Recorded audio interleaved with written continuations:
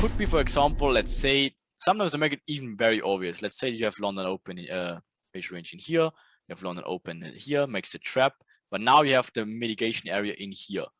And for whatever reason, they stay short of it. And again, sometimes they show it even to you and they come back and fail the attempt, and this creates these equal highs or whatsoever.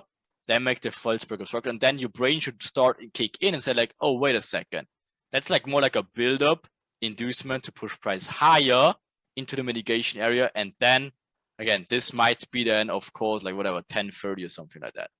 And that's how you're starting to put everything together. Again, you're starting with the daily cycle. Again, timing, Asian range, minor inducement. But then you also utilize the other cycles like build up, inducement into mitigation, timing again, higher time frame mitigation areas with LX structure, right? Whatever, decisional maybe in here. Maybe there's a smart money trap in here. Now all of a sudden it makes a lot of sense, right? Because this may be the smart money trap. This becomes London, this becomes the inducement and the build up. Now the final inducement into the mitigation with timing confirmed, whatsoever. Then you have internal break of structures maybe in here. This becomes another entry point here, and then it utilizes lower.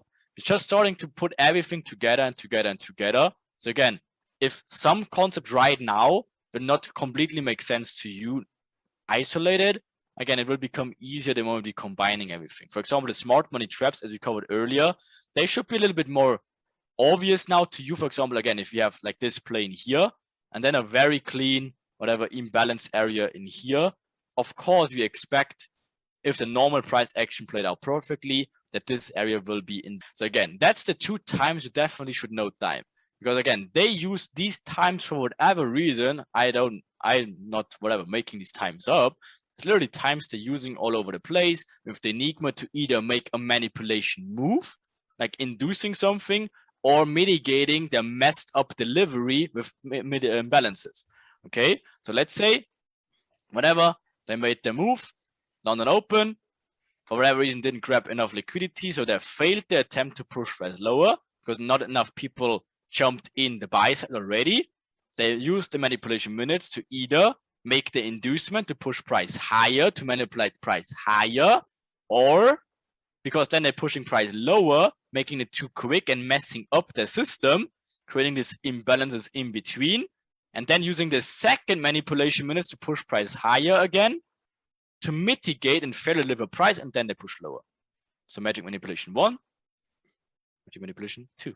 So that's why we have 2:30 and 12:30. It's German time. So that's 9:30 for you then, UK time, and 11:30. You're better than a clock. It doesn't need to be to the minute, as we always say. But of course, you have a very good understanding. Oh shit, now it's manipulation minutes. They're starting to do something in here.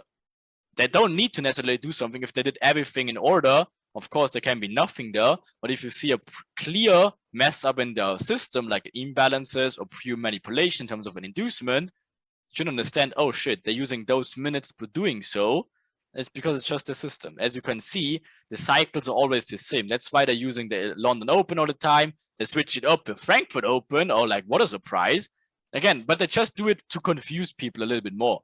But again, it's the same thing over and over again. The timing, as we said, is just a confluence, right? Again, it makes more sense if you see, oh shit, this push in here now gets mitigated, and you look at the clock and say, oh shit, it's literally 10:30 right now. So now it makes even more sense. It's not that, oh, now it's 10:30, I take a random side because Ryan told me.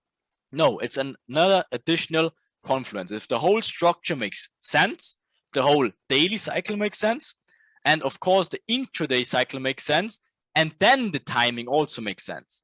See how that works? Of course, you need to look at price action and see if it actually makes sense there, right? That's why you say don't never use timing by itself.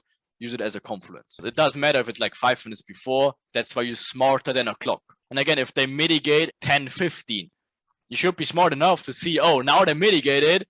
I don't need to wait 50 more minutes because they mitigated now, right? That's why, whatever. Of course, you need to be smarter than a clock. That's why we only give you these times for obviously orientation.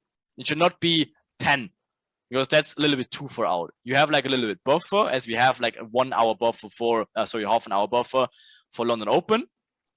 Again, you have a little bit of buffer, but it should not be like more than half an hour. Like this one, for example, here is the imbalance, right? But overall, whatever, we took this structure in here. But this imbalance starts from this point in here. And if you draw this line, you see the purple is a little bit thicker. They just stayed short of this little imbalance in here. So what do? Technically, this was London Open. Awesome. Faking the reversal. Never had an internal break of structure. So what do? They induce the inducement to now perfectly mitigate these imbalances in here. And when do they do it? Again, as to answer the question, not 10:30, but 10:40 this time. Okay, so 10 minutes short.